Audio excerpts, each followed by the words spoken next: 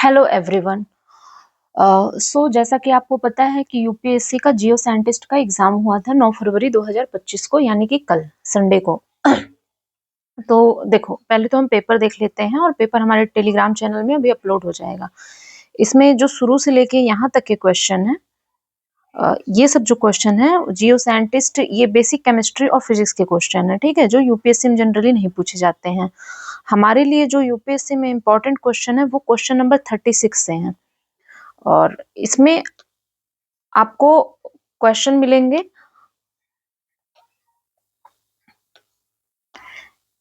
Environment के,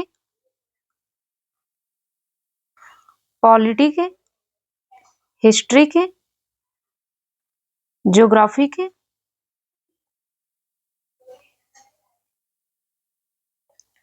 और current affair. तो ये आने वाले एग्जाम के लिए जो क्वेश्चन है ना, वो थीम्स बहुत इंपॉर्टेंट है 2025 यूपीएससी प्री के लिए। तो कॉन्सेप्ट हम समझते चलेंगे हर क्वेश्चन में क्या है, ताकि हम देखो, अगर आप कोई भी प्रीलिम देने जाइए 2025 का, जितने लोग देने जा रहे हैं, तो आप यूपीएससी के पीवाईक्यू लगाइए, प्लस जो यूपीएससी के exam like CAPF, CDS, NDA और जियो साइंटिस्ट, इवन ईपीएफओ में जो जीएस के क्वेश्चन पूछे गए हैं, उनको लगा के जरूर जाइए। इन्वायरमेंट के लिए कोई अलग सोर्स मिलता नहीं है, लेकिन एक जो है हमारे टेलीग्राम चैनल में अपलोड हो जाएगा, उसमें इन्वायरमेंट के जितने भी क्वेश्चन आए हुए हैं सीडीएस में, एनडीए में, वो सब एक ही पीडीएफ में अपलोडेड है। इवन इन सीएपीएफ जितने भी क्वेश्चन आए हैं, पूरे 230 के आसपास क्वेश्चन होंगे लास्ट 5-6 सालों में। और अभी हम जियो साइंटिस्ट का पेपर करेंगे, फिर हम जानेंगे कि आखिर यूपीएससी हमें किस सब्जेक्ट में कैसे समझने की कोशिश कर रहा है, ठीक है। तो पहला क्वेश्चन है, which of the following association are example of mutualism, ठीक है। इसमें से कौन कौन से एग्जाम्पल है म्यूचुअलिज्म के? पहला है mycorrhiza, fungi and roots of higher plant. दूसरा है lichens, fungi and photosynthetic algae. तीसरा है pollination, mustard flower and honey bee. तो सबसे पहले हमें म्यूचुअलिज्म का मतलब पता होना चाहिए, तब हम देखेंगे कि एग्जाम्पल कैसे सही है। देखो, पहले तो म्यूचुअलिज्म का मतलब पता होना चाहिए, एक लाइन में क्या होता है, ठीक है। तो म्यूचुअलिज्म का मतलब होता है association between organism of two different species in which each benefits।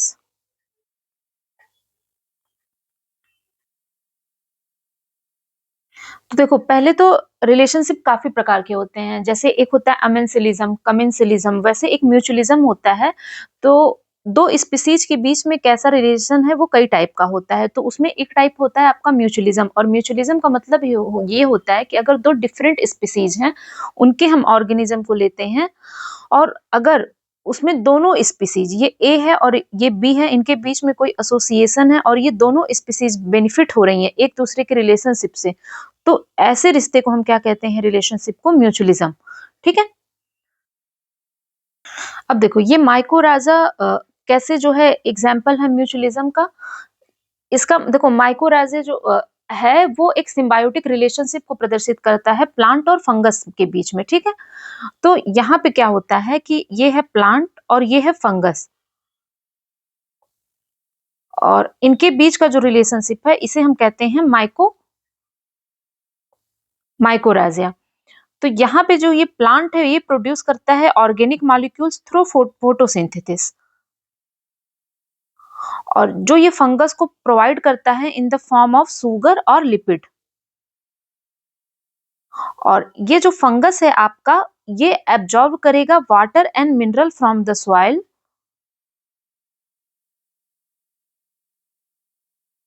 और ये किसको देता है? प्लांट को देता है। तो इनके बीच में क्या है? ये दोनों एक ऐसा रिलेशनशिप निभा रहे हैं कि दोनों एक दूसरे से फायदा निभा रहे हैं। तो ये क्या है? माइकोरेज। तो ये म्यूचुअलिज्म का हुआ। अब देखते हैं कि मतलब पहला सही है, ठीक है। अब हम देखते हैं कि लाइकेन इसका एग्जाम्पल कैसे है। ये देखो, देखो दोनों सेम है, माइकोराजा और जो लाइकेन्स है ये दोनों सेम है। जैसे कि यहाँ पे क्या था, वो रिलेशनशिप था फंगाई और प्लांट्स के बीच में, और यहाँ ये रिलेशन है फंगाई और फोटोसिंथेटिक अलगाई के बीच में, ठीक है। ये फोटोसिंथेटिक अलगाई जो है ये क्या होते हैं,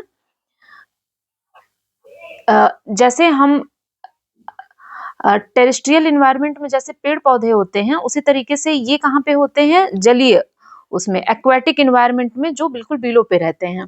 तो अब देखो लाइकेंस कैसे है आपका ये म्यूचुअलिज्म में, क्योंकि लाइकेन भी एक म्यूचुअलिस्टिक रिलेशनशिप को प्रदर्शित करता है, जिसमें सिम्बायोटिक रिलेशनशिप किसके किसके बीच में होता है, एक फंगस के बीच में और अलगाई के बीच में, जहां पे दोनों ऑर्गेनिज्म बेनिफिट करते हैं। कैसे, यहाँ जो ये फंगस है, ठीक उसी प्रकार जैसे हमने इस एग्जाम्पल में देखा था, तो यहाँ जो फंगस है ये प्रोटेक्टेड एनवायरनमेंट प्रदान करेगा आपको अलगाई को, ताकि ये फोटोसिंथेसाइज कर सके। और जबकि ये जो आपका अलगाई है, जिसे अलगाई को हम क्या कहते हैं, साइनोबैक्टीरिया भी कहते हैं, ये फंगस को प्रोवाइड करे फूड। ठीक है, तो दोनों एक दूसरे से फायदा हो रहा है। तो ये भी क्या है, मतलब ये भी आपका एग्जाम्पल है म्यूचुअलिज्म का। अब पॉलिनेशन कैसे एग्जाम्पल है, पॉलिनेशन का देखो पहली बात तो पॉलिनेशन का मतलब क्या होता है, पॉलिनेशन का ये मतलब होता है कि अगर male part of the flower को फीमेल पार्ट में ले जाया जाता है, ताकि ये फ्लावर जो है वो क्या कर सके, प्रोड्यूस कर सके, तो इसे हम प्रोसेस को क्या कहते हैं, पॉलिनेशन। और ये पॉलिनेशन की प्रोसेस जो है ये म्यूचुअलिज्म की प्रोसेस कैसे है, क्योंकि इसमें देखो यहाँ पे भी दो रिलेशनशिप है, किसी भी म्यूचुअलिज्म को होने के लिए पहले तो दो होने चाहिए आपकी स्पीसीज, डिफरेंट ऑर्गेनिज्म की, ऑर्गेनिज्म दो डिफरेंट स्पीसीज की, और उनके में एक पॉजिटिव रिलेशन होना चाहिए कि दोनों फायदा हो रहे हैं। तो पॉलिनेशन में कैसे फायदा होता है, एक सेकेंड इसको हटा देते हैं ना, थोड़ा गंदा हो गया।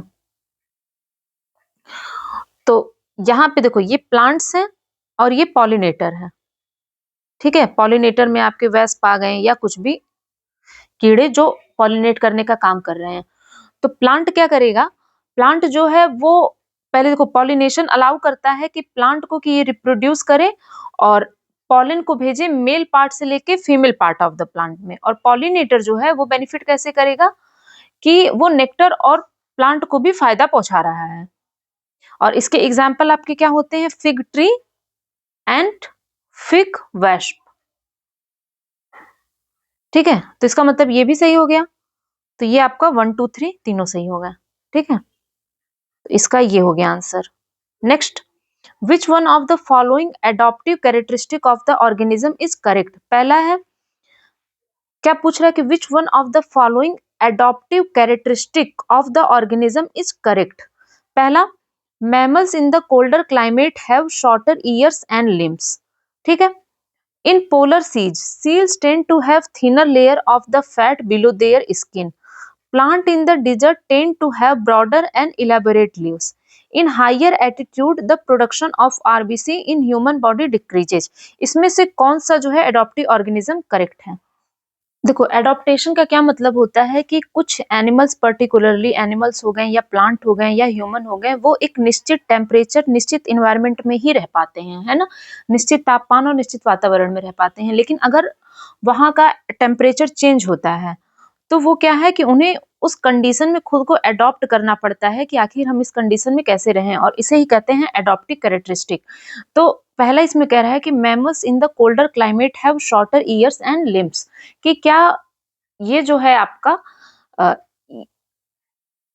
कि कोल्डर क्लाइमेट जो मैमल होते हैं उनके छोटे ईयर्स होते हैं और लिम्स होते हैं, क्या ये एडॉप्टेशन का फीचर है, हाँ है, और इसे हम क्या कहते हैं, एलन रूल कहते हैं।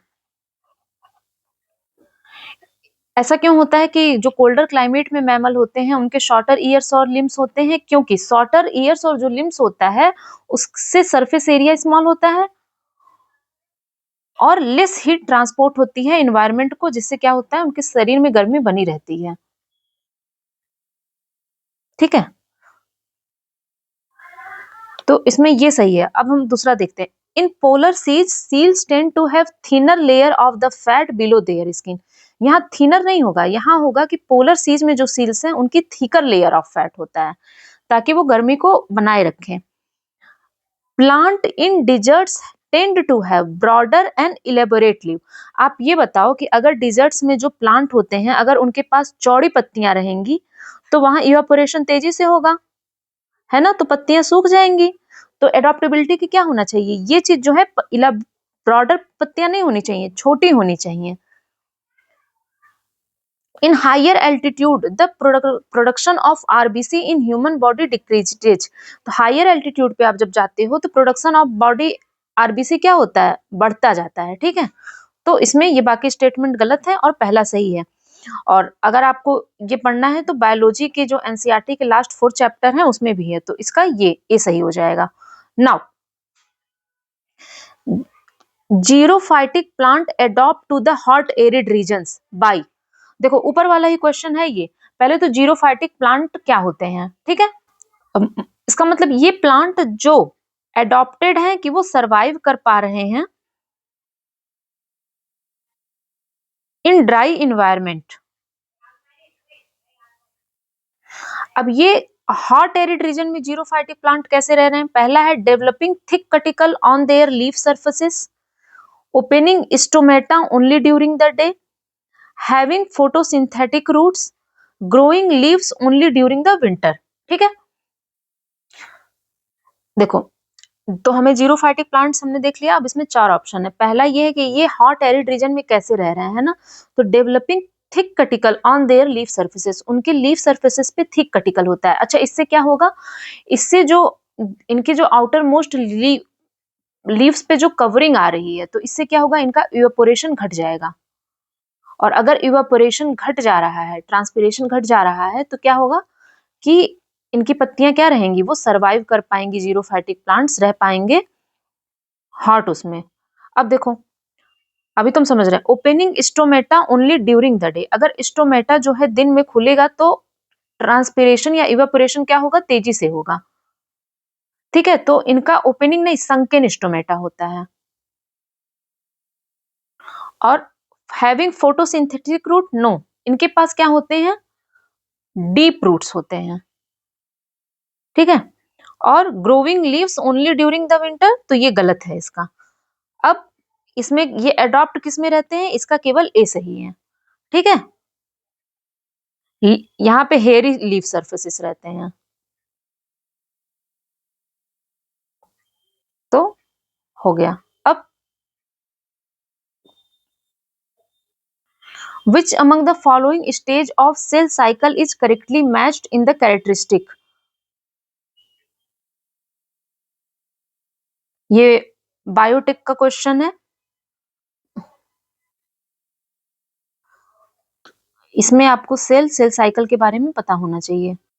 और इसमें पहला है interphase, growth of the cell and replication of DNA. Interphase, cell begins to separate its DNA contents. Mitotic phase, growth of the cell and DNA replication. Mitotic phase, both the daughter cells are provided with double the amount of DNA.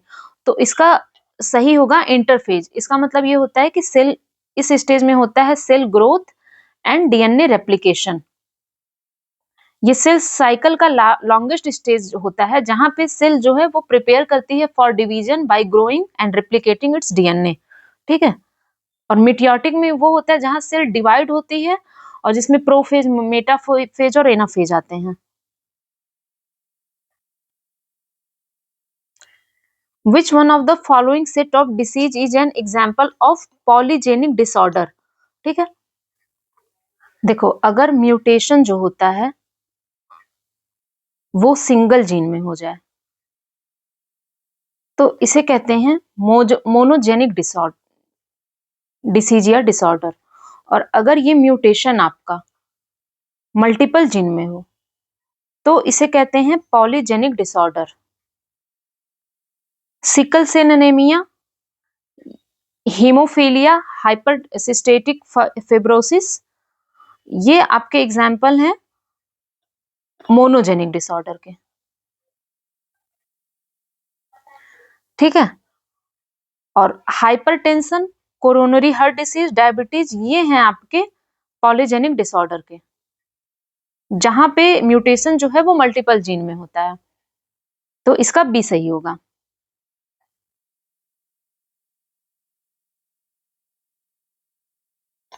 इसमें आपका type 2 diabetes, cancer, schizophrenia, Alzheimer disease भी आता है।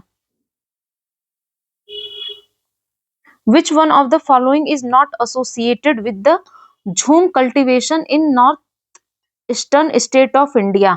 Deforestation, conservation of natural habitat of wild flora and fauna, slash and burn agriculture, shifting agriculture. झूम cultivation को ही shifting agriculture कहते हैं, जो नॉर्थ ईस्ट में होता है। ठीक है, तो शिफ्टिंग तो देखो होता है, ये गलत है। स्लैश एंड बर्न ये भी, मतलब ये भी होता है, ये भी होता है। और डिफॉरेस्टेशन वो भी उसका एक अंग है। कंजर्वेशन ऑफ नेचुरल हैबिटेट, इसमें 41 का बी सही होगा। नाउ देख रहे हो आप, इसमें जियो साइंटिस्ट में एनवायरनमेंट के कितने क्वेश्चन आए हैं। Which one of the following protocol was signed in the year 1987 to reduce the production and use of ozone depleting substances. ये मैंने मल्टीपल टाइम बताया है वीडियो में, मॉन्ट्रियल प्रोटोकॉल। ठीक है, विच one of the following statement is correct. पहले तो statement पढ़ते हैं।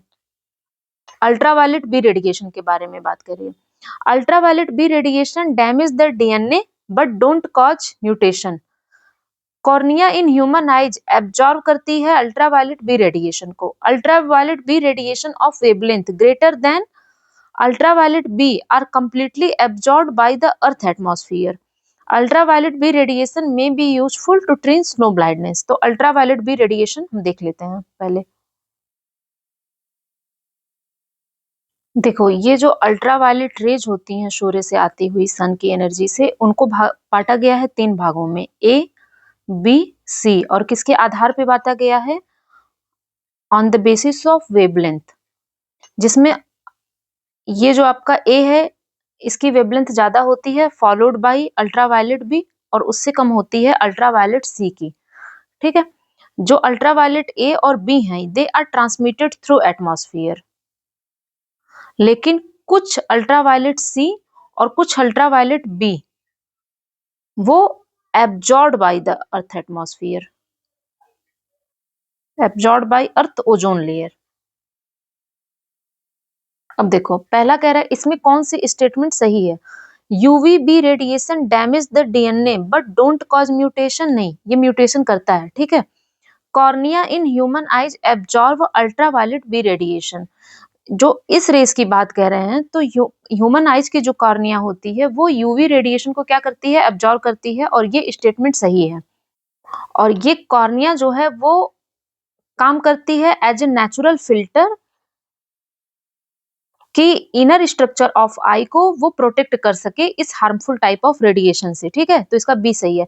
UV radiation of wavelength greater than UVB, इसका मतलब ये कह रहा है कि अल्ट्रावायलेट ए जो अल्ट्रावायलेट बी से बड़ा है, आर कंप्लीटली एब्जॉर्ब नहीं है। अभी हमने क्या देखा? दे आर ट्रांसमिटेड, तो ये भी गलत है। UVB radiation may be useful to treat snow blindness. Snow blindness को ट्रीट थोड़ी करते हैं, इनकी वजह से होता है, तो ये भी गलत है। और इसका सही कौन सा है?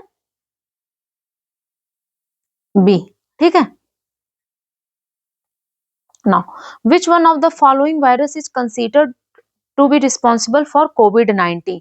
सब लोग जानते हैं, जानते तो सब लोग हैं, लेकिन जब एग्जाम में आता है ना, तब कंफ्यूज हो जाता है। क्लस्टर्ड रेगुलेटरी, ये यूपीएससी के लिए बहुत इंपॉर्टेंट क्वेश्चन है। खैर, ये भी यूपीएससी का पेपर है सिविल सर्विसेज के लिए। Clustered regularly interspace short palindromic repeat are associated with. Actually ये क्या दिया है? क्रिस्पर टेक्नोलॉजी, है ना। और क्रिस्पर किससे रिलेटेड है? Gene editing method. ये यूपीएससी में 2018 में भी आया है, 2021 में आया है, और उसके बाद शॉर्ट टैंडम रिपीट करके क्वेश्चन आया था, और ये आता ही जा रहा है। ठीक है, तो ये हुआ। अब हम आगे देखते हैं। चलो, हवा के बारे में बात की जा रही है। क्या है? It is an extremely cold wind laden with dry snow. This wind has sub-freezing temperature and carries abundant supply of ice crystal and snow. ये किस विंड के बारे में है? और ये कोल्ड विंड है आपकी ब्लिजार्ड। ठीक है, कुछ कोल्ड विंड और कौन कौन से होते हैं? मिस्ट्रल, जो मेडिटेरेनियन सी की साइड बहती है। बोरा, बोरा कहाँ बहती है? ईस्टर्न यूरोप में। पापागायो, ठीक है, और blizzard, pampero, the tropic of Capricorn does not passes through. अगर ऐसे आप वर्ल्ड का मैप देखेंगे तो ट्रॉपिक ऑफ कैप्रिकॉर्न के लिए ना एक ट्रिक हम टेलीग्राम में अपलोड कर देंगे, ठीक है, ताकि आपको ट्रिक पता रहे। इधर पेराग्वे, चिली से ऐसे ऐसे होते हुए फिर ब्राजील और अर्जेंटीना, ठीक है, उरुग्वे नहीं है। ए, लामाज आर टिपिकली रेयर्ड इन, एक प्रकार का एमल होता है। कहाँ पे इसका रेयरिंग होता है? आर्कटिक रीजन नो, सब सहारा नो, एंडीज में, ठीक है, साउथ अमेरिका के एंडीज में होता है। The cultivation of which one of the following crop was introduced in the Baba Budan hill. याद करो ये क्वेश्चन इसके पहले किस एग्जाम में पूछा गया था, ये भी पूछा हुआ क्वेश्चन है। कॉफी, और ये एनसीईआरटी में आपको मिल जाएगा, ज्योग्राफी की जो एनसीईआरटी है 11th या 12th में से, उसमें। Among the following which one is the least in percentage by volume in the atmosphere? ये फिजिकल ज्योग्राफी जो सजेशन दी जाती है आपको पढ़ने के लिए उसमें है, ठीक है। देखो नियॉन कितना होता है, इसमें जो सबसे कम होगा आपका वो होगा हाइड्रोजन। तो हमें पता होना चाहिए कि नियॉन कितना होता है, नियर अबाउट 0.0018%। आर्गन होता है आपका 0.93%, और हाइड्रोजन लोवेस्ट होता है, और हीलियम होता है 0.0005%, ठीक है।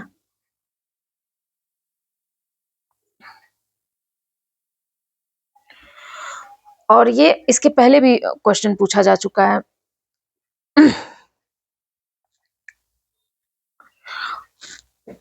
सबसे ज्यादा आप देख लो नाइट्रोजन 78%.08, फिर ऑक्सीजन, ये हमको याद होना चाहिए, ठीक है, तो 20.95%, आर्गन 0.93%, CO2 0.036। अब देखो ऊपर के तो हमें पता रहते हैं, नाइट्रोजन, ऑक्सीजन, आर्गन, CO2, ये टॉप 4 हैं, लेकिन हमें पता क्या नहीं रहता है? Neon, helium, krypton, xenon and hydrogen. सबसे बिलो में क्या आता है? हाइड्रोजन आता है। In which among the following atmospheric layer the temperature increases with height. जिसको भी ज्योग्राफी के क्वेश्चन नहीं समझ में आ रहे होंगे, ये physical geography, Indian geography, economic geography और ह्यूमन ज्योग्राफी, ये 4 एनसीईआरटी ज्योग्राफी हैं जहां से ये सारे क्वेश्चंस लिए गए हैं, ठीक है। और वर्ल्ड ज्योग्राफी आपका वहां से नहीं कवर होगा, तो आप अगर यूपीएससी के लिए भी महेश बर्नवाल वर्ल्ड ज्योग्राफी के लिए कर लेते हैं तो वो कवर हो जाएगा, या कोई यूट्यूब पे जिसमें कंटिनेंट वगैरह अच्छे से पढ़ा रखा है, कौन सा माउंटेन किधर है, तो वहां से कवर हो जाएगा। ये देखो वीडियो बीच में पता नहीं किस रीजन से स्टॉप हो गया था, तो एक बार हम इसको और समझा दे रहे हैं, आई डोंट नो रिकॉर्ड हुआ है कि नहीं।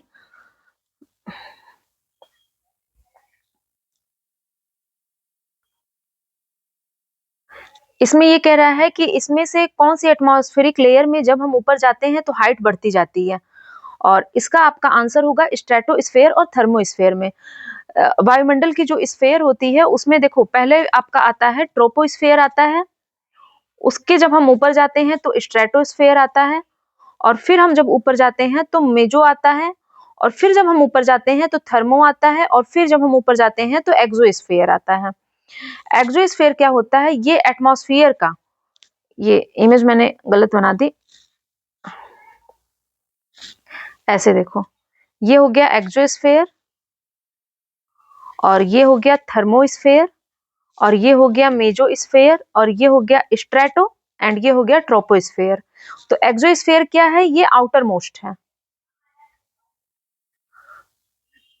और ये अबव द अर्थ 600 किलोमीटर से लेके 10,000 किलोमीटर तक में फैला हुआ है। इसी स्फेयर में क्या होता है, इसी लेयर्स में क्या होता है कि एटम और मॉलिक्यूल्स जो है स्पेस में चले जाते हैं। अब नीचे वाला है थर्मोस्फेयर, तो ये 600 किलोमीटर से शुरू होगा, 85 से लेके 85 किलोमीटर से 600 किलोमीटर तक ये रहता है।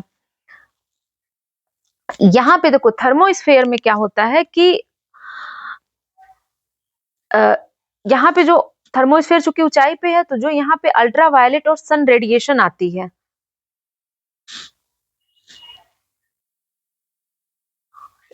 इस लेयर में जो मॉलिक्यूल होते हैं वो इनको एब्जॉर्ब कर लेते हैं। इसकी वजह से क्या होता है, जब हम इसमें ऊपर रहते हैं तो यहाँ टेम्परेचर ज्यादा होता है। ठीक है, इसका मतलब थर्मोस्फेयर में टेम्परेचर क्या है, ज्यादा है। अब हम मीजोस्फेयर में जाएंगे तो मीजोस्फेयर हमारा फैला हुआ है 50 किलोमीटर से लेके 80 किलोमीटर तक, 80-85 किलोमीटर तक। और यहाँ पे जब हम नीचे आते हैं तब टेम्परेचर बढ़ता है सॉरी, ऊपर जाने पे टेम्परेचर घटता है।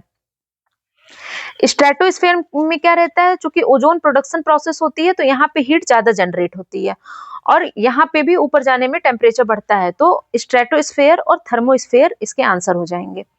Which one among the following tectonic plate is not located in the Pacific ocean? इसमें जो स्कोटिया प्लेट है ये है आपके साउथ अटलांटिक ओशियन में, ठीक है, ये पैसिफिक में नहीं है। बाकी ये तीनों प्लेट हैं, तो इसका हो जाएगा D. Distance of about 147 million kilometer between the sun and the earth is found during the earth orbit around the sun at the position of perihelion, aphelion, vernal equinox, autumnal equinox. Perihelion का मतलब ये होता है, peri मतलब होता है near, और aphelion का मतलब होता है फारदेस्ट। अर्थ जो है हर जनवरी में पेरीहिलियन पोजीशन में होती है, और इसमें 147 मिलियन किलोमीटर की डिस्टेंस होती है, तो इसका ए सही है। ठीक है, और इक्विनॉक्स का मतलब पता ही होगा आपको, जब सन की जो पोजीशन होती है वो एग्जैक्टली ओवर द इक्वेटर होती है ना। ये इक्वेटर, अगर सन की position exactly over the equator होती है तो इसे कहते हैं इक्विनॉक्स। और एक बार ये ऑटोमन में होता है और एक बार कब होता है, ये दूसरे सीजन में होता है। ठीक है, वर्नल इक्विनॉक्स और ऑटोमोनल इक्विनॉक्स। और इसका आंसर है आपका perihelion. Which one among the following river is a tributary of river Hooghly? ये जो क्वेश्चन है, दामोदर।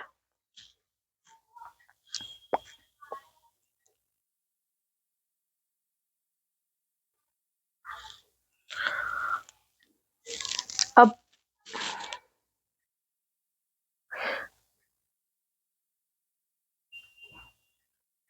हमें पहचानना है, एक सॉइल दिया है given by natural resource conservation services, और ये सॉइल कौन सी है? It develops in poorly drained areas, it is largely composed of slowly decomposing plant material, उसके जो प्लांट मटेरियल है वो धीरे धीरे डिकम्पोज हो रहे हैं।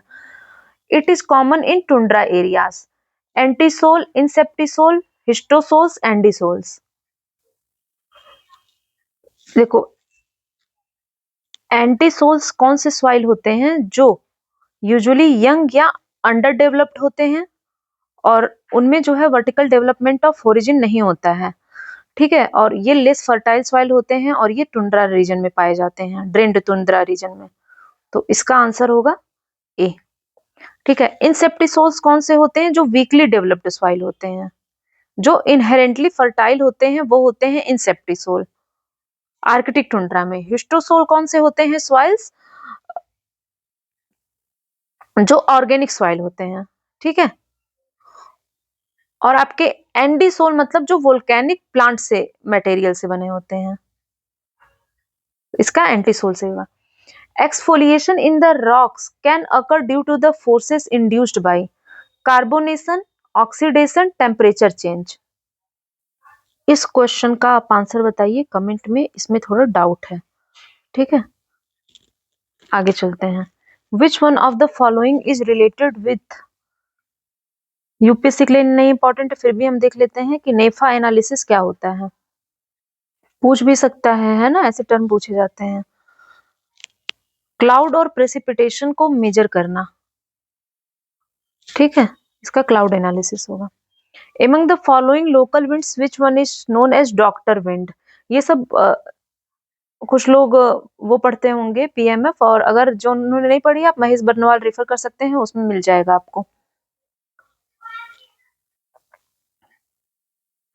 चिनो खमसीन Harmattan nor'wester.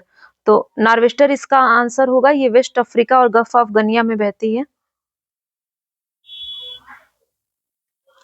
Which one among the following city is not connected through the trans Canadian railway line? ये भी आपकी 11th या 12th में से एक ज्योग्राफी की जो है 4 में से एक में है, ठीक है, और ये पूछा जा चुका है कई बार कि ट्रांस कैनेडियन आपका यहाँ से शुरू होगा विक्टोरिया से, फिर ऐसे कनेक्ट करेगा कमलोपा को, और ये एनसीईआरटी से हम मैप देख के बना रहे हैं, ठीक है, एनसीईआरटी में दिया है, फिर कालगेरी, फिर रेगिना, फिर विनिपिग,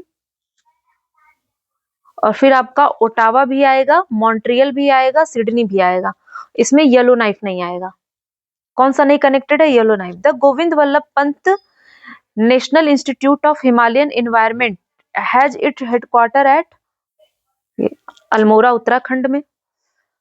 now the Deccan riot of 1875 वर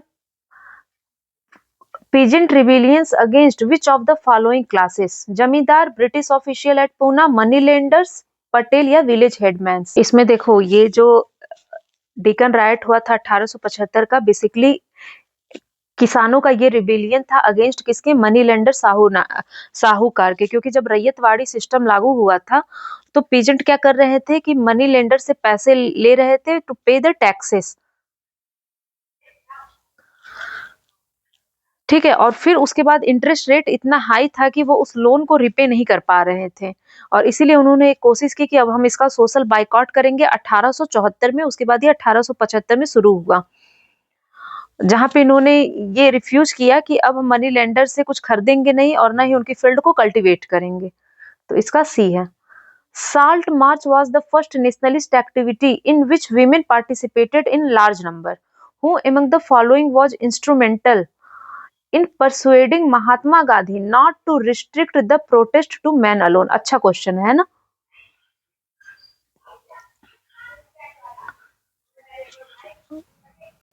जब साल्ट सत्याग्रह हो रहा था तो उस समय मिली कमला देवी चट्टोपाध्याय महात्मा गांधी से, जिन्होंने कहा कि आप विमेन को भी पार्टिसिपेट करने दे ताकि इसमें मतलब पार्टिसिपेट करे विमेन भी। तो इसका ए सही है। Who among the following commander was not tried in the INA trial in Red Fort, Delhi? देखो मोहन सिंह जो है, इनमें मुकदमा नहीं चला था। नवंबर 1945 में हुआ था इंडियन नेशनल आर्मी का ट्रायल, कहाँ पे? रेड फोर्ट में, जहां पे एहसन खान मतलब शहनवाज खान, पीके सहगल और ये जीएच ढिल्लन, जो पहले 3 सीनियर आईएनए ऑफिसर थे, जिन्हें बनाया गया कि ये सिंबल है of India fighting for independence, और इन्हीं के खिलाफ मुकदमा चला था। इसमें मोहन सिंह के ऊपर मुकदमा नहीं चला था, ठीक है, तो इसका सी सही है ना। Which one among the following pair of organization and their founder is not correctly match? ये आपके है प्री कांग्रेस एसोसिएशन जो बने थे। पहला है इसमें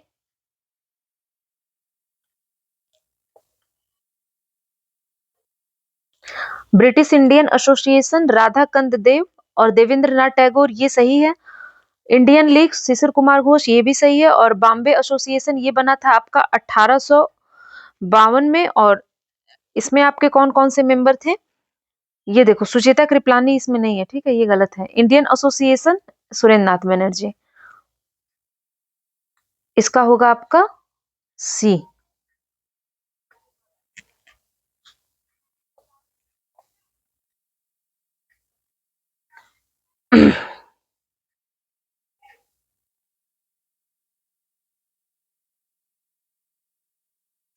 Consider the following statement about Veer Saiva movement. The Veer Saiva movement was led by Bashwan. Veer Saivas worshipped Shiva in his manifestation as Linga. Vachanas composed in Kannada are the main composition for understanding the Veer Saiva tradition. इसमें जो है ये तीनों सही होगा, ठीक है। It was led by Bashwan और they worshipped Shiva in manifestation as Linga, और वचनास जो कंपोज्ड है कन्नड़ में are the main composition for understanding the Veerashaiva tradition. ठीक है, इसमें तीनों सही है, 1, 2 एंड 3। और 2016 में जो है इस ट्रेडिशन के बारे में पूछा है कि ये अपोजिशन टू कास्ट सिस्टम में थे, तो ये भी सही है। ठीक है, इनका opposition to caste system and rebirth theory था। Which of the following temples are constructed by Krishnadeva Raya? Krishnadeva temple, Hazara Rama temple, Vitthala Swami temple and Tiruvengalanatha temple. तो इसमें जो है आपका ये चौथा गलत है, क्योंकि तिरुवेनगलांथा टेम्पल वाज बिल्ट बाय सलकराजू। बाकी 1, 2, 3 सही है। ठीक है, और अब हम आते हैं among the Ashtapradhan of Shivaji, who among the following did not hold any military command besides civil duties? तो शिवाजी के अष्टप्रधान में हूँ among the following did not hold any military command besides civil duties। तो शिवाजी ने जो है अष्टप्रधान बनाया था, काउंसिल थी, ठीक है, काउंसिल ऑफ 8 मिनिस्टर थी, जहाँ पे जो मेंबर्स की होती थी एक मिलिट्री पोजीशंस होती थी, लेकिन 2 थे जिसमें पंडित राव और न्यायाधीश। तो पंडित राव बेसिकली फोकस करते थे रिलीजियस को और न्यायाधीश जुडिशियल को, इन पे मिलिट्री कमांड नहीं था। ठीक है, पेशवा का मतलब प्राइम मिनिस्टर, अमात्या मतलब finance minister, Sumant foreign minister, Waqia Navis होते थे होम मिनिस्टर और सचिव होते थे सेक्रेटरी एंड सारे नौबात होते थे कमांडर इन चीफ। तो केवल Pandit Rao among the Ashtapradhan of Shivaji, जिसमें जो है मिलिट्री कमांड्स नहीं था बिसाइड सिविल ड्यूटी, तो चौथा सही है। The battle of Chinhat was fought between, तो 1857 के रेबल्स और ब्रिटिश फोर्सेस के बीच में हुआ था चिन्हट का युद्ध। इस्माइलगंज उत्तर प्रदेश में एक जगह है, वहां हुआ था। Who among the following is the most frequently invoked god in the Rigveda? अच्छा, ये कई बार क्वेश्चन पूछा जा चुका है मल्टीपल एग्जाम्स में। ठीक है, इंद्रा, इंद्रा को ही हीरोइक गॉड कहते हैं, है ना। जिन गॉड को रिफर किया जाता है थंडर एंड रेन गॉड। अग्नि जो होता है वो फायर गॉड होता है। ठीक है, वरुणा जो होते हैं वो कॉस्मिक ऑर्डर को रिप्रेजेंट करते हैं। Which one of the following pair of the Bhakti poets and their work is not correctly matched? देखो, गीता गोविंद, जयदेव, भावार्थ रामायण, एकनाथ, अद्यतामा रामायण, तुलसीदास। ये जो है भावार्थ दीपिका, इसे ज्ञानेश्वर नहीं, जब इसे लिखा था दन्यानेश्वर ने। ठीक है, इसका ए होगा, नॉट करेक्टली मैच ए। आओ, so which of the following statement about the sexual harassment of women at workplaces act 2013 is correct? ठीक है, पहला क्या है, it is based on the guideline emerging from Vishakha judgment of the Supreme Court of India in 1997।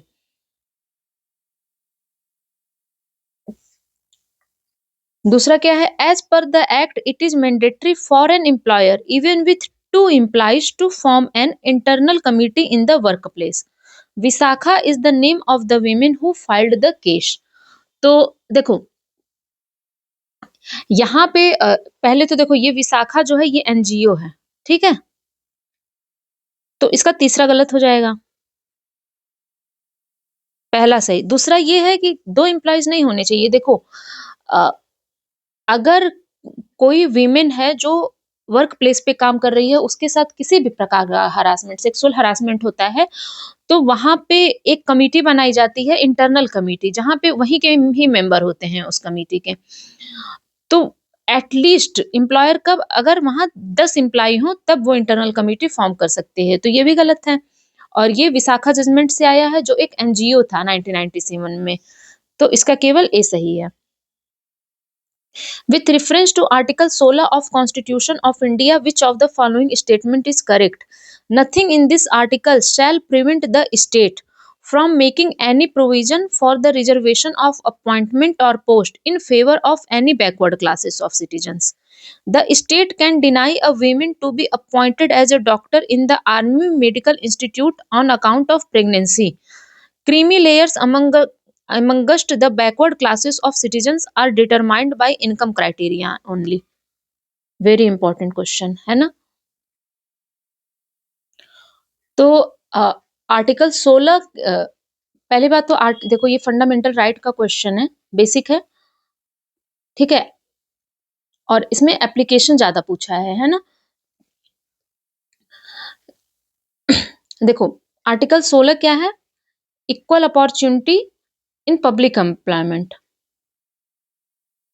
इसका मतलब ये है कि किसी भी सिटीजन को डिस्क्रिमिनेट नहीं किया जाता इन द एम्प्लॉयमेंट और office based on their religion, race, caste, sex, descent, place of birth या रेसिडेंस। और आर्टिकल 16 का सब क्लॉज 4 कहता है कि अगर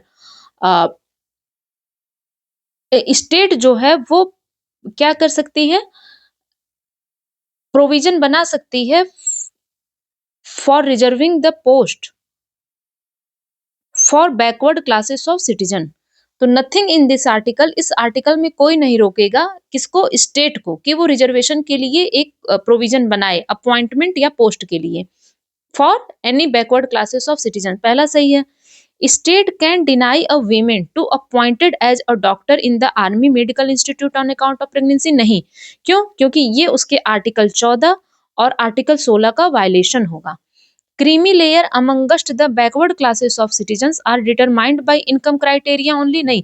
इनकम एंड असेट जो है वो ईडब्ल्यूएस के लिए है। क्रीमी लेयर डिटरमाइंड होता है आपका कि देखो ये जो है ना प्रेगनेंसी वाला, पंजाब एंड हरियाणा कोर्ट ने 2016 में इसको क्लियर भी किया था, और वैसे भी आप अप्लाई करोगे सही होगा। तो इनकम क्राइटेरिया अलोन नहीं है sole factor for creamy layer के लिए। एजुकेशन, क्योंकि हम सोशली ओबीसी को कहते हैं ना सोशली और educationally backward class, educational social advancement और एम्प्लॉयमेंट को भी कंसीडर करना है, तो ये भी गलत है। तीसरा गलत है ना। और वैसे भी अगर आप दूसरा एलिमिनेट कर लेते हो तो पहला केवल सही है, ठीक है। अच्छे क्वेश्चन पूछे गए हैं। When the President of India is impeached for the violation of Constitution, the charges shall be preferred by। तो सीधे आर्टिकल 61 पूछ दिया है, इम्पीचमेंट ऑफ द प्रेसिडेंट, और ये शुरू हो सकता है by either house of parliament. Next C, जिन्होंने लक्ष्मीकांत पढ़ी है उनके अच्छे सही हो जाएंगे। एग्जाम हॉल में प्रेशर अलग होता है, इसीलिए अगर आप यूपीएससी के पेपर्स को करना चाहते हैं तो यूपीएससी में जितने पेपर्स आए हुए हैं उनको करिए, और अपने एरर्स को कम करने के लिए आप कोई भी एक टेस्ट सीरीज जरूर करिए। जैसे हमारे चैनल की जो टेस्ट सीरीज है उसका नाम है नज 100, जो 2025 और 2026 के लिए है, और जिसमें आपको 100 पेपर्स मिलेंगे और एवरी पेपर में 50 क्वेश्चंस हैं, और 10-12 आपको फुल लेंथ मिलेंगे। आप अच्छे से पेपर को कर सकते हैं। जिनको भी इंफॉर्मेशन चाहिए वो नंबर नोट कर लें, 8899707570। नाउ प्रचार प्रसार खत्म, अब आते हैं क्वेश्चन पे।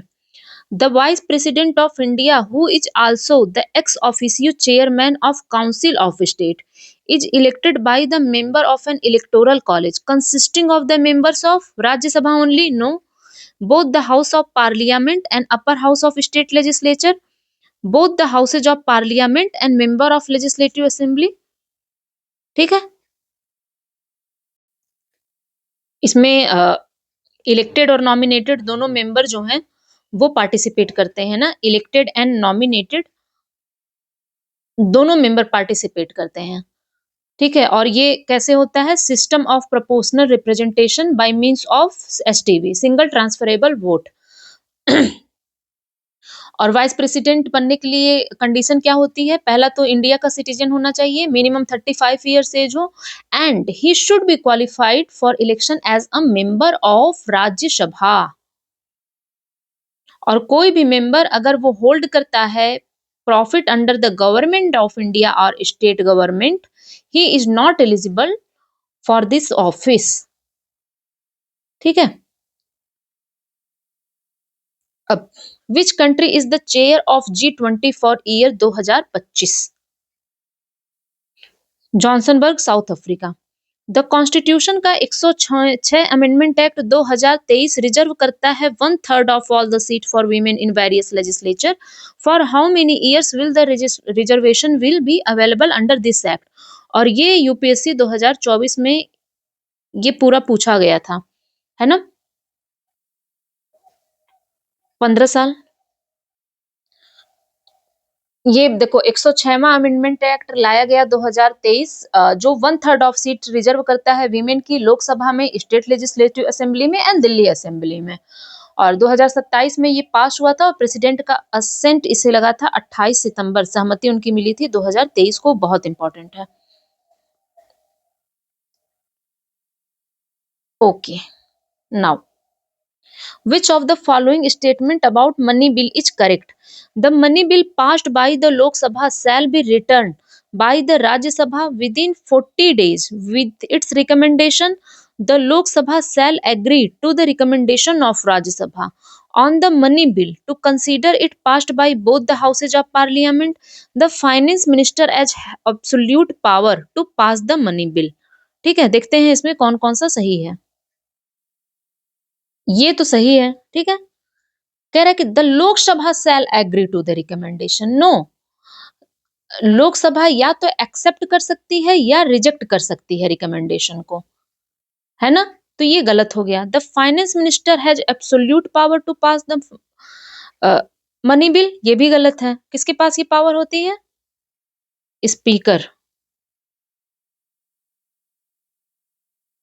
लोकसभा के स्पीकर के पास पावर होती है, तो ये भी गलत हुआ, ये भी गलत हुआ, पहला सही है। ओके, नाउ फंडामेंटल ड्यूटी पे हर बार क्वेश्चन पूछे जाते हैं। देखो फंडामेंटल ड्यूटी के आप आर्टिकल याद कर लो, ठीक है। अगर 4 स्टेटमेंट यूपीएससी में दे दिए जाते हैं और जितने भी आप एग्जाम देखोगे, डीपीएसपी के आर्टिकल डाल दिया, एफडी के डाल दिया और एफआर के, और पूछता है कि इसमें से कौन जो है एफडी है। The idea of fundamental duties are inspired by Constitution of Ireland. Fundamental duties were incorporated in Constitution of India upon the recommendation of Sward Singh Committee. Fundamental duties are justiciable through a writ. तो fundamental duty आपका USSR से लिया गया है ना, Soviet union. पहले तो Ireland जी, आप जाइए। पहला गया, बचा क्या? दूसरा, क्योंकि वो जस्टिसिएबल तो है नहीं, ठीक है। इसका बी सही है। Which one among the following statement about DPSP is not correct? It is not enforceable by any court. It is enforceable by court. They are fundamental in the governance of country. It envisions a social order where inequalities of income are minimized. It strives for equal pay for equal work for both men and women. देखते हैं क्या सही है DPSP के बारे में। देखो, directory principle of state policy लिया गया है आपका आयरलैंड से, और ये पहला कह रहा है कि इसमें से कौन सा सही नहीं है। तो डीपीएसपी क्या है? वो इन्फोर्सिएबल नहीं है। इसका मतलब ये है कि किसी भी गवर्नमेंट एक्शन को आप डायरेक्ट कोर्ट में चैलेंज नहीं कर सकते हैं। इन्हें इसलिए कहा जाता है कि ये कंट्री के गवर्नमेंट्स में फंडामेंटल है, बिकॉज कि ये स्टेट को गाइड करते हैं जितने डीपीएसपी हैं, in formulating the policies and laws. और डीपीएसपी के बारे में और पढ़ना है तो आप NCERT Indian constitution at work एक बेसिक आइडिया के लिए पढ़ सकते हैं। उसके बाद लक्ष्मीकांत उठाइए तो आपको और क्लैरिटी आ जाएगी। बाकी सब सही है, तो कौन सा नहीं करेक्ट है? बी, ठीक है। The election commission of India holds the election for parliament of India, state legislature, president and vice president, parliament, state assembly, state legislative council, parliament of India and the parliament of India and state legislature. तो election commission of India जो है वो एक constitutional body है, and किसके किसके लिए election करवाना इसका काम होता है? पार्लियामेंट के लिए, स्टेट लेजिस्लेटिव असेंबली के लिए, office of president and vice president के लिए, ठीक है। ए सही है उसका। Which one among the following article of Constitution of India provide for the mandate for the implementation of Uniform Civil Code? Uniform civil code part है आपका DPSP का। कमेंट में बताइए कौन सा स्टेट है जिसने रिसेंटली लॉन्च किया है यूनिफॉर्म सिविल कोड, इम्प्लीमेंट किया है। और ये आर्टिकल 54, ठीक है। Padmaja Naidu zoological park is situated in which one among the following state?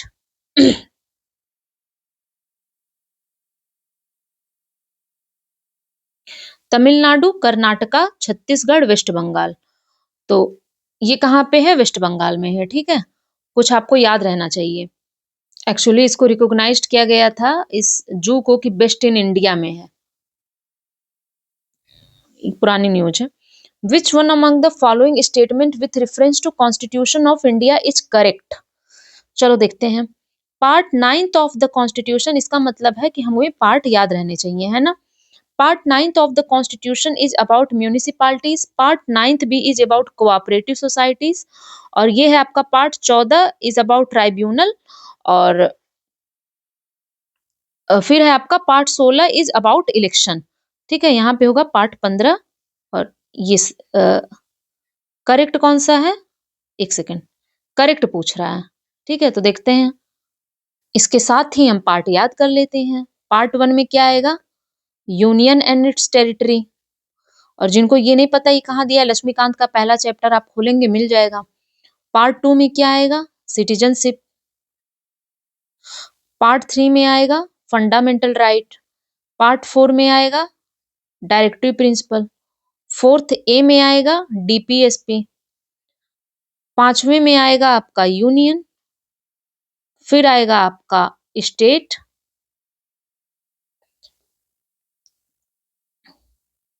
फिर स्टेट जो आपके बी पार्ट में शेड्यूल में थे, ये डिलीट कर दिया गया है। फिर आएगा आपका 8 में यूनियन टेरिटरी। फिर 9th में आएगा आपका पंचायत, और यहाँ 9th में क्या दिया हुआ है? म्यूनिसिपालिटी, ये गलत हो गया। 9th ए में आएगा म्यूनिसिपालिटी, ठीक है। 9th बी में आएगा कोऑपरेटिव, ये सही है। और एक्स 10th में आएगा आपका शेड्यूल्ड एंड ट्राइबल एरियाज।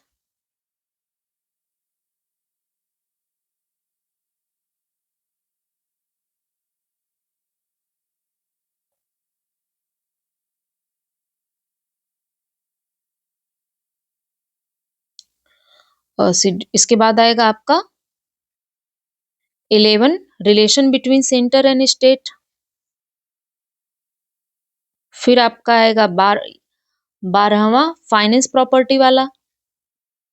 फिर आएगा आपका 13वां ट्रेड कॉमर्स, और फिर आएगा आपका एक्सआईवी। 14वां आएगा आपका सर्विसेज, ठीक है। फिर आपका आएगा एक्सवी इलेक्शन 15वां। तो ये भी आपका गलत हुआ। और देखो ये इलेक्शन नहीं है, ठीक है, तो ये भी गलत हुआ। बस इसमें कौन सा सही है? बी सही है। A pico movement for protecting the trees by hugging them. A pico movement by protecting the trees by hugging them began in which of the following state? Easy question है। कर्नाटक का, सॉरी। और चिपको moment था उत्तराखंड का। Consider the following statement about the development plans in India. The concept of 5-year plan is inspired by USSR. Planning Commission was established in 1950. The 5-year plans were supposed to provide the basis for perspective plans. तो इसमें जो है तीनों सही होगा, ठीक है। मार्च 1950 में प्लानिंग कमीशन को बनाया था, और ये ऑफ कोर्स यूएसएसआर के द्वारा इंस्पायर किया गया था। इकोनॉमी का क्वेश्चन है, और 5-year plan were suppose to provide the basis for perspective plan. इसका मतलब ये है कि इन्हें एज अ फाउंडेशन बनाया गया 5-year प्लान को, कि वो शॉर्टर टर्म गोल है जो हेल्प करेंगे लॉन्गर टर्म ऑब्जेक्टिव में। और इकोनॉमी अगर आपको बेसिक से किसी को भी करनी है तो द कॉन्सेप्चुअल आईएएस चैनल हमारा जो है, इसमें आप प्लेलिस्ट में इकोनॉमी के लिए जाएं और अच्छे से तैयार करें, ठीक है। And if you want to give any suggestion you can give. The scientific name of mango is mangifera indica. The word indica stand for which one of the following. Species के नेम को दर्शाता है ये। Which one of the following is main driver in explaining about the, एक second,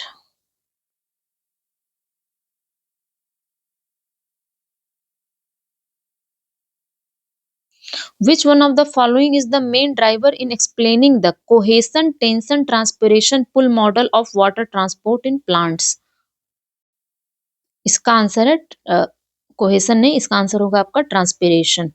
and it is too much of science, UPSC इतना biotechnology पूछता है, और ये चूंकि जियो साइंटिस्ट का पेपर था इसलिए उसमें आया था, ठीक है, ये आपको नहीं जानने की जरूरत है। Which one of the following combination consists of essential component of biomolecule and structural element of cell? तो बायोमोलिक्यूल में आपके प्रोटीन और कार्बोहाइड्रेट होंगे, है ना। तो इसमें क्या हो जाएगा आपका carbon, hydrogen, oxygen, phosphorus and sulphur.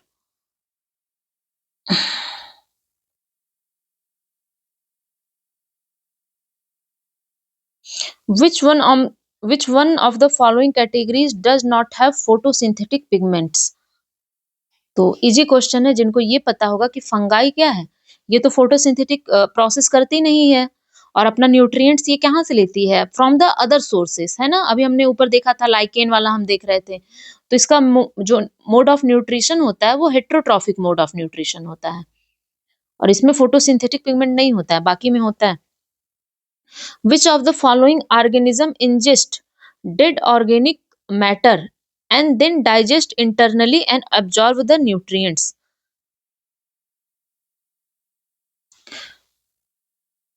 इसमें होगा सेफ्रोट्रॉप्स, ठीक है। देखो डेट्रीवोर्स और सेफ्रोट्रॉप्स में आपके क्या अंतर होता है कि ये जो डेट्रीवोर्स हो गए, ये पहली बात तो फीड करते हैं लिविंग ऑर्गेनिक मैटर पे, और ये क्या होते हैं ऑटोट्रॉफिक, ठीक है, और ये इंजेस्ट करते हैं ऑर्गेनिक मैटर को और देन डाइजेस्ट कर जाते हैं।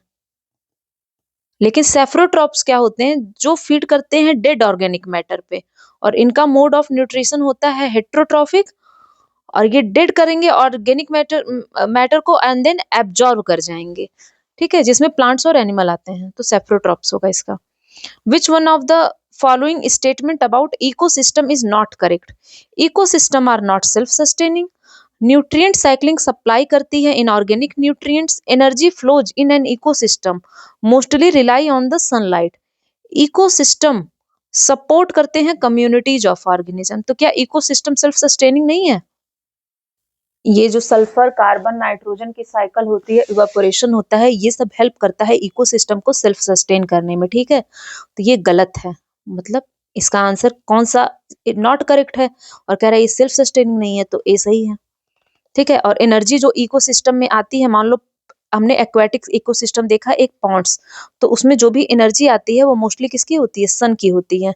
अब ये पॉन्ड सपोर्ट करता है, इकोसिस्टम सपोर्ट करता है कम्युनिटी ऑफ ऑर्गेनिज्म, वहां मेढक भी रहेंगे, है ना, बत्तख भी रहेंगे, ढेर सारे ऑर्गेनिज्म रहेंगे, और न्यूट्रिएंट साइक्लिंग सप्लाई करता है इनऑर्गेनिक न्यूट्रिएंट्स, तो ये भी सही है, ठीक है। पहला, the global temperature and CO2 concentration for the last 8 lakh years were deduced mainly from which one of the following?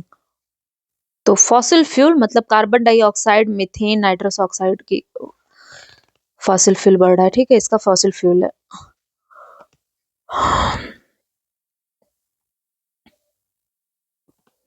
In Germany, the date in the spring season when new leaves open on horse chestnut trees has been recorded every year since 1951. Which one among the following group of scientists primarily records the seasonal activities of plants? फिनोलॉजिस्ट ने इसको discover किया था, ठीक है।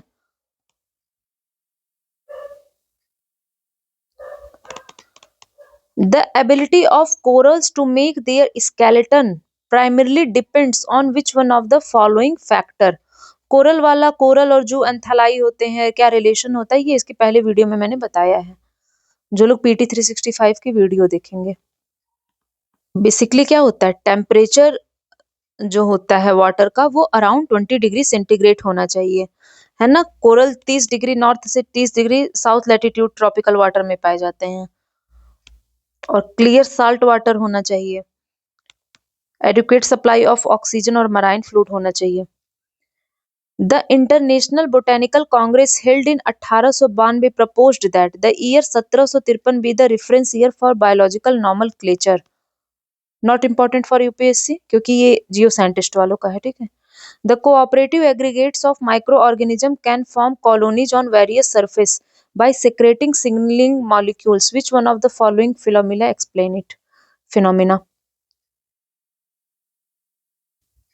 Microbial biofilm होता है, और ये यूपीएससी में भी पूछा जा सकता है।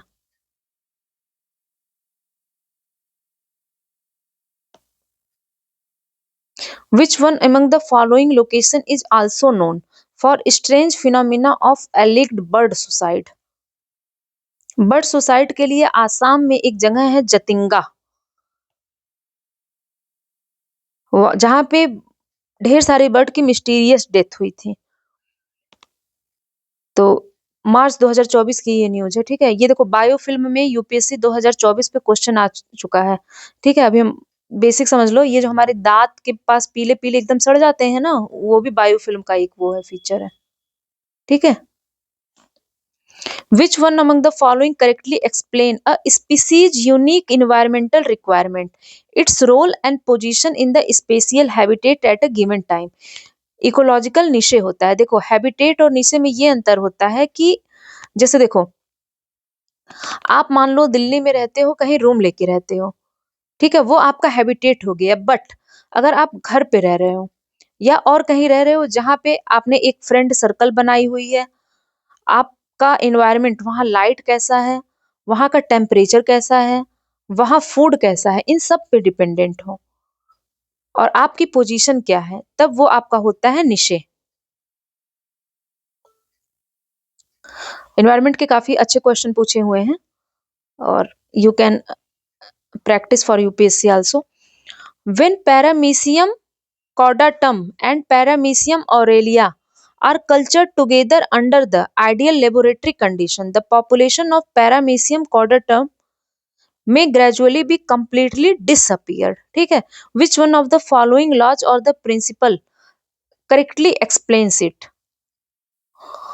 गॉस का जो है कम्पिटिटिव एक्सक्लूजन प्रिंसिपल, इसका मतलब ये है कि अगर सेम रिसोर्सेस के लिए दो जो क्लोजली रिलेटेड स्पीसीज हैं, वो झगड़ा कर रही हैं आपस में, वो कंपटीशन कर रही हैं, तो वो इंडेफिनेटली एग्जिस्ट नहीं करेंगी, और जो झगड़े में आगे है वो जीत जाएगी और पीछे वाली हार जाएगी, ठीक है। Which one Which one of the following species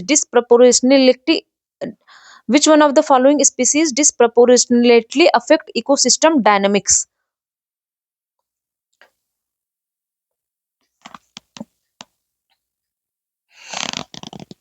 कह रहा है इसमें से कौन सी स्पीसीज है जो इकोसिस्टम के डायनेमिक को डिसप्रोपोर्शनली अफेक्ट करती है, तो वो स्पीसीज होती है के स्टोन स्पीसीज।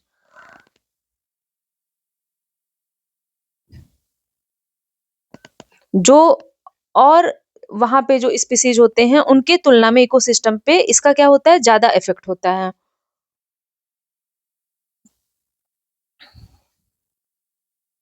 अपने बायोमास की तुलना में या अबंडेंस की तुलना में। Which one of the following is an endemic plant species of India? Prosopis juliflora 2018 में आया है, यूपीएससी प्री में क्वेश्चन, और इसका आंसर होगा आपका नेपंथीस खशियाना, ठीक है। अच्छे अच्छे क्वेश्चन है, हम एग्जाम में करके जाएंगे। देखो क्वेश्चन रिपीट हो या ना हो, लेकिन उससे ये होता है ना कि हमारा जो है मतलब हमें आइडिया मिलता है कि हमें यूपीएससी को पकड़ना कैसे है। और ये नेपंथीस खसियाना कहाँ, खासी से बना है खसियाना, मेघालय विद इन द खासी हिल रीजन में पाया जाता है। Which one of the following book expressed concern on the indiscriminate use of DDT and played major role in banning the use of DDT for agricultural use?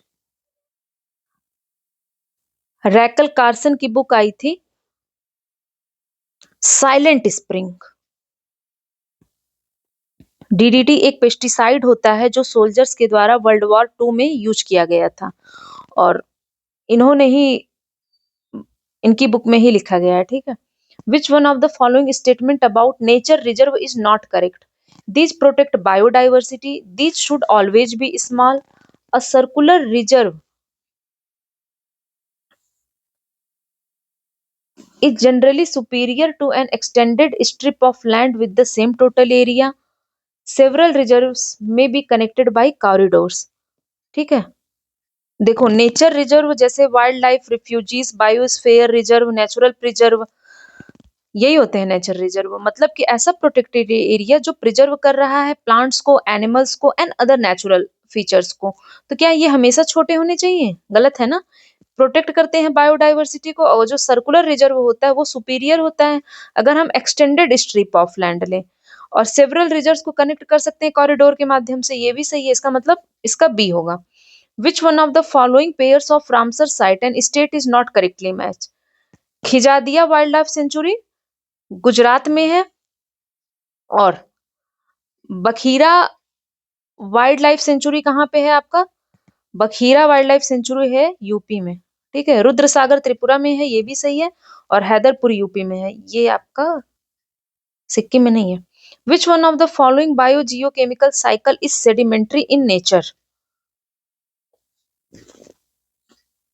Carbon, nitrogen, oxygen, phosphorus.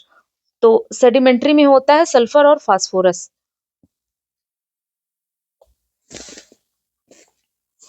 और बाकी जो है ये gaseous है, इसका D सही है।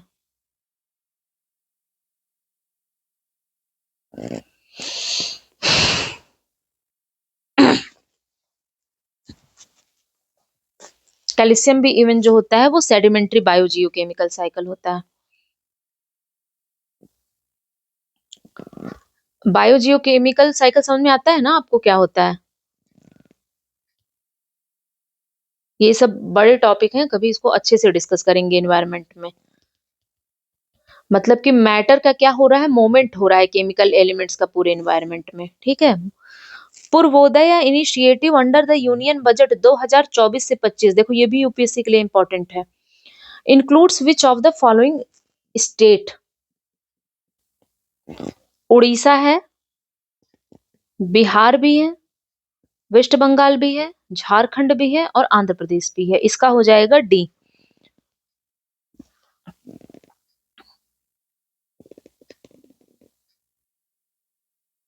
2015 में इन्होंने पूर्वोदय लॉन्च हुआ था, फिर वो बजट 2024 से 25 में भी लॉन्च हुआ।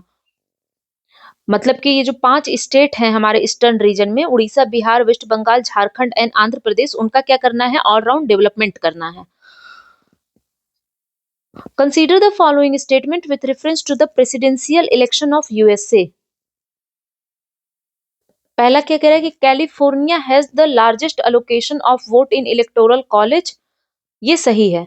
2016 Hillary Clinton won more percentage of popular votes than Donald Trump, ये गलत है। 2016 में जब इलेक्शन हुआ था तो 304 वोट मिले थे डोनाल्ड ट्रंप को और 227 मिले थे हिलेरी क्लिंटन को। प्रेसिडेंशियल इलेक्शन कैंडिडेट दूसरा हो गया गलत, है ना। और एक सेकंड, ये इसको आप सही कर लो, ये सही है, ठीक है।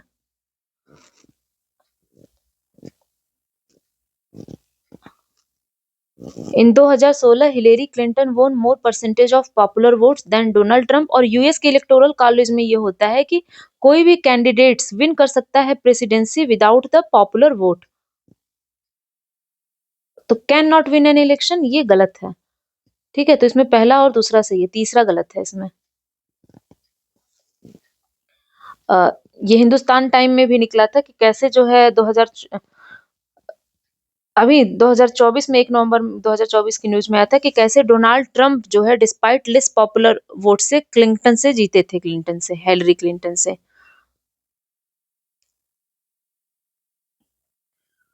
अब which among the following has been selected for the Nobel peace prize 2024? पूछा है, जो लोग द हिंदू पढ़ रहे होंगे उनका सही हुआ होगा। ये इनको मिला है निहोन हिंडाक्यो, जो एक सर्वाइवर है 1945 atomic bomb of Hiroshima and Nihon हिंडोक्यो क्या है, ये एक ऑर्गेनाइजेशन है, ठीक है, जिसमें सर्वाइवर का है 1945 में जो बम अटैक हुआ था हिरोशिमा और नागासाकी पे।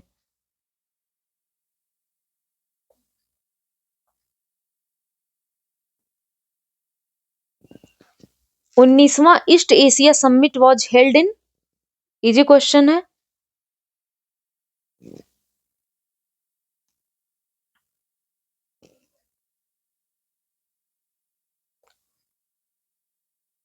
देखो इसका वियतनाम करके मत जाना, वियंटीन लाओ पीडीआर में हुआ था। The host country of the inaugural kho kho world cup 2025 is India. Kho kho का जो बर्थ प्लेस है वो इंडिया ही है। The species survival commission of the international union for conservation of nature, species survival commission of international union for conservation of nature ने conferred किया Harry मेसल award upon,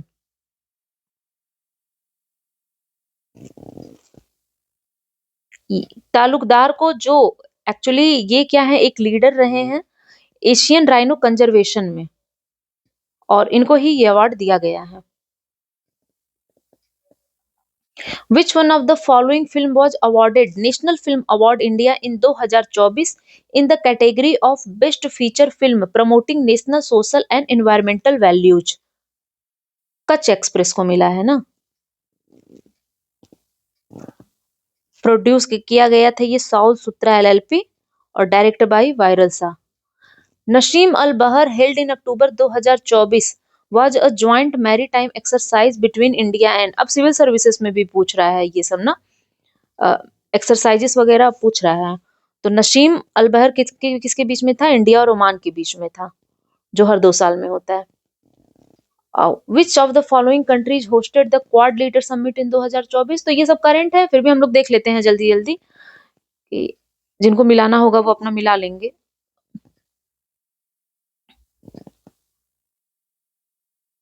तो USA में हुआ था डेलावेयर में। In Vazhachal forest division tribal community members are being engaged in the removal of invasive species from the forest, identify the tribes. Kerala में एक tribe है जिसका नाम है कादर ट्राइब, और प्रोनाउंसिएशन मेरा गलत हो तो यू मेक इट करेक्ट। ये काम कर रही है कि इन्वेजिव स्पीसीज को कैसे रिमूव करें, और द हिंदू में इसका आर्टिकल आया था अक्टूबर 2024 में, इसलिए न्यूज़पेपर इंपॉर्टेंट हो जाता है। अब देखो ये छोटी छोटी चीज, हर चीज नहीं आप 20 पेज का या 100 पेज का घटना सार या कुछ पढ़ के जाओगे वो नहीं कवर होगा। द हिंदू न्यूज़पेपर का रिप्लेसमेंट नहीं है, या आप इंडियन एक्सप्रेस पढ़ो या द हिंदू पढ़ो, but what I would suggest कि the Hindu is much good. National Maritime Heritage Complex is proposed to be developed as which one of the following? और ये भी न्यूज में लगातार था। इसको लोथल गुजरात में कहा गया, लोथल है ऑप्शन में, ठीक है। Which one of the following statement about Tele MANAS app is correct? देखो पहला कह रहा है टेलीमानस ऐप के बारे में क्या सही है, तो टेलीमानस ऐप जो है ये आपका एक ऐप है, ठीक है, national tele mental health program के अंतर्गत आया है, और इसमें क्या है कि एक मोबाइल ऐप है जो सपोर्ट करने के लिए है मेंटल हेल्थ इशू, ठीक है, और इसे बनाया किसने है, अ, ये जो है ये ministry of health and family welfare का है, तो होम अफेयर गलत है, ठीक है, और क्या न्यूट्रल डेफिशिएंसी ये भी गलत है, मोबाइल ऐप फॉर प्रोवाइडिंग ये सही है, मिनिस्ट्री ऑफ एजुकेशन नहीं, है ना। आप इसमें बस क्रक्स पकड़ो कि कहाँ ये पूछ रहा है। विथ रिगार्ड, अब क्या है, पढ़ लो आप ही, बोर्ड पे है।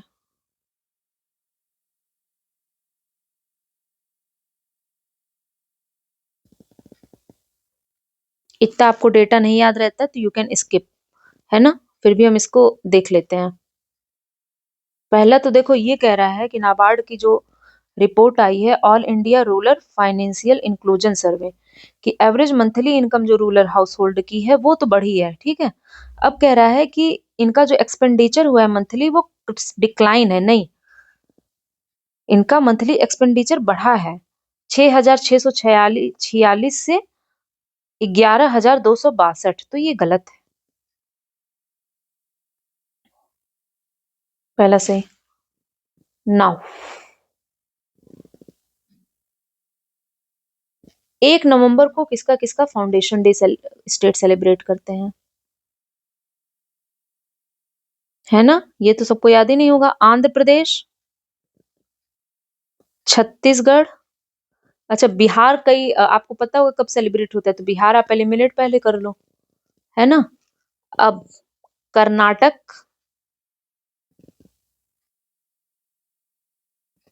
केरल, मध्य प्रदेश, पंजाब और तमिलनाडु। केरल, कर्नाटक, छत्तीसगढ़ है, मतलब 1 2 3। Which of the following statement about the Kaveri meets Ganga programme is correct. पहला पढ़िए statement. It was the first cultural event held under the Amrit Parampara series. और दूसरा है it is a river water linking programme under the ministry of Jal Shakti government of India. तो इसमें पहला सही है, ठीक है, पहला कल्चरल इवेंट था अंडर द, वैसे भी एक्सट्रीम स्टेटमेंट है पहला, तो जरूरी नहीं है गलत हो ये, इनको आप ये सोचो जब एग्जामिनर क्वेश्चन बना रहा होगा तो इस कंटेंट के बारे में पढ़ा होगा, फिर ये फर्स्ट आया होगा तभी उसने लिखा है ना। और पहला इसमें सही है, पहला तो ये सही है, लेकिन ये कह रहा है कि ये रिवर वाटर लिंकिंग प्रोग्राम है, नहीं, ये कावेरी मीट्स गंगा जो है फेस्टिवल सेलिब्रेट हुआ था, ठीक है, पहला सही है। सो वी आर डन, और अच्छे अच्छे क्वेश्चन हमको मिले, और अगर ऐसा कोई यूपीएससी का क्वेश्चन आता है, क्वेश्चन एनडीए और शेड्यूल्स के पेपर होते हैं तो आप उसको सॉल्व करते रहिए, and in the comment box you can comment कि आपको क्या चाहिए यूपीएससी के लिए, whether it is environment, science and tech, economy.